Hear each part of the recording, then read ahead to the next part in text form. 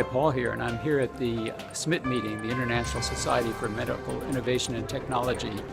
iSMIT is an affiliate of SLS. I'm here with Amir Szolds at the iSMIT meeting in Brno, Czech Republic.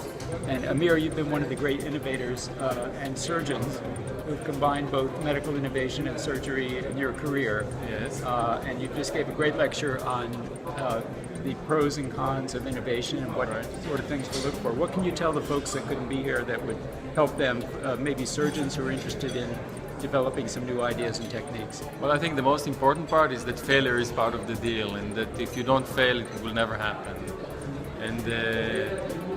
And I showed it in the presentation. I said that I learned it from my grandfather, who always told me that the kick in the butt always pushes you one step further. Yes. That's the main lesson. Everything else is redundant. But if you look a little more into detail, so you have to be unsatisfied with whatever you're using on a daily basis and try to figure out ways of doing it better, either by changing your technique, and if it doesn't work, or parallel to that, you need to think of how to change it using technology.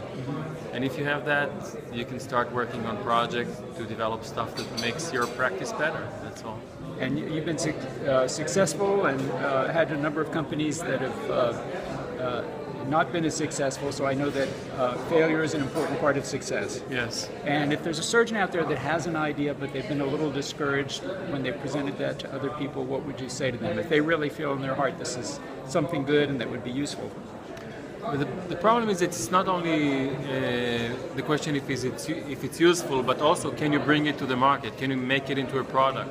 Can it make money? Can it be sustainable? Can it be produced in a reasonable fashion?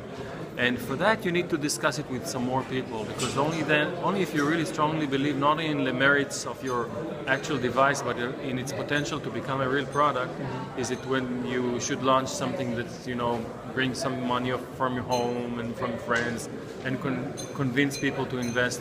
And if you don't truly believe in the chance of making money, you'll probably have a hard time convincing your friends and yourself to invest. Right. If you can, it means that it has potential. Okay, so there you heard it from Amir Szolds, one of the great medical innovators, and if your product is successful, send him a thank you note. Not a thank you note, check. We're here at the iSMIT meeting. iSMIT and SLS are affiliates and are involved each year in MIS Week as well.